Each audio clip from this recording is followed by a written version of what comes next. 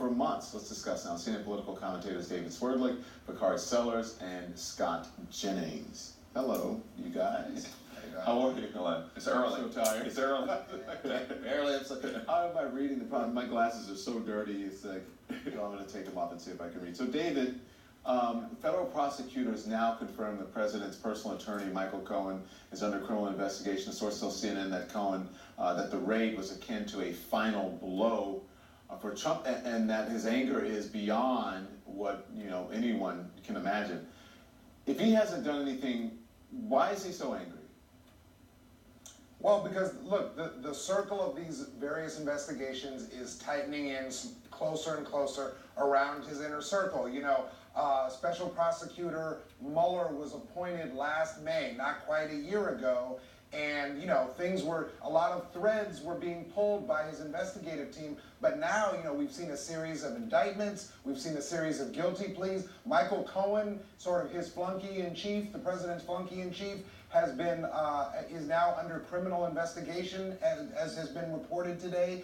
And so you have a situation where the president knows that whether or not he himself is ever charged with anything, or depending on what the results of the special counsel's investigation, that dominoes are really tipping all around him, and this is no longer just sort of a distraction in his administration. This is really the central feature of his time in office so far. I hate to hear you say that, but I mean, am I the only one? Does anyone feel sorry for Micheal Cohen here? I kind of feel sorry for the guy. You don't feel sorry for him? No, listen, anyone's downfall or whatever, I don't take glee in that, but I mean, if I do not wish this process on my worst enemy. Right. What Micheal Cohen is going through, what his family's going through, is unlike anything anyone can ever imagine. And Micheal Cohen, I was able to spend time with him in Brooklyn during the presidential debates that we had with Bernie Sanders and Hillary Clinton when we were out in Brooklyn. And he's an interesting human being, to say the least. However, what we will figure out throughout this whole process is that not only has he committed wire fraud, not only has he committed mail fraud, not only has he committed crimes and violations of the Federal Election Commission, but he has serious issues, and he has information that may implicate the President of the United States in various criminal activity. And so that is a big thing. So what happened when he was raided is that now we are turning the page, and now Mueller has what he needed to get maybe Donald Trump to be excited or worried. Go ahead, Scott Jennings. I think that this is worrisome because it's opaque. At least with the Russia investigation with Mueller, it's pretty clear where they're headed with that. There's the obstruction bucket, there's the collusion bucket. I think the president's lawyers probably have a pretty good idea of what they have, who they've spoken to, and so on and so forth. On the Cohen piece, there's darkness here. We don't know. They've taken things out of the man's office, out of the man's hotel room. Recordings. They've got possible recordings. We don't know of what. So there's a lot of... Can I ask you this before you finish? Because you bring up a point. That the New York Times reporting that the Cohen investigation poses more of a threat to President Trump than the Mueller investigation. That's according to advisors. Do you agree with that? I agree that it is scarier because of what we don't know. And it obviously goes outside the bounds of the presidency. I mean, what Mueller is looking at, in large part, are things that have happened since the president took office or was running for president. This Cohen business could go back for years, so it could be a much larger bucket of stuff. And again, we don't know what it might or might not be. So that, to me, if I were advising the president, that's what would concern me the most. Just flying through clouds without instruments. Let David get it. Go ahead. Yeah.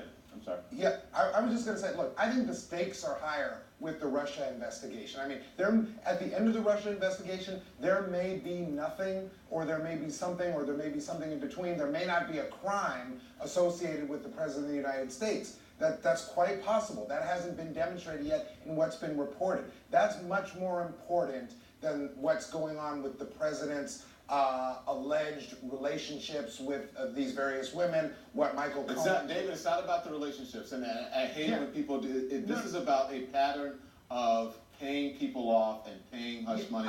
And according to, they said that there's payoff after payoff after payoff. At least that's according to the reporting. Okay. Don, that's what I was getting to, but I'm saying again, when you're talking about Russia, whatever we find out at the end of the special counsel's investigation, those are matters of the utmost national security at the highest levels.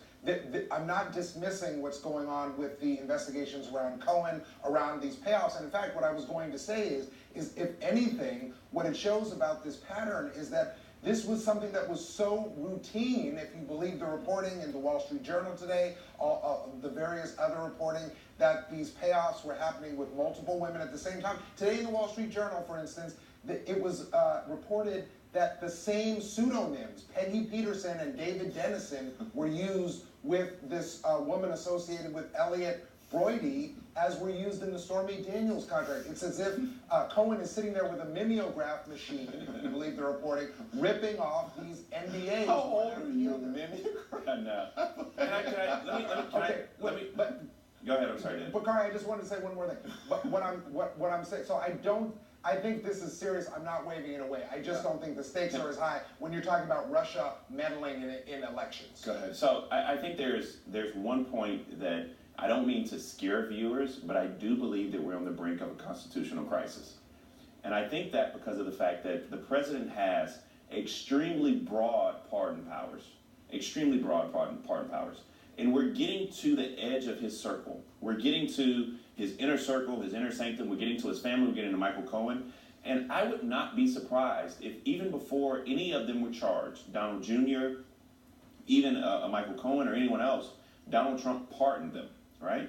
And so you have something where the United States Congress has to step up and do something, and hopefully Mueller will come through with this investigation and do something. But I do believe that we're on the brink of that constitutional crisis, because I don't believe that anybody can inhibit Donald Trump or constrain Donald Trump to do what's actually right. He can pardon at the state level, right?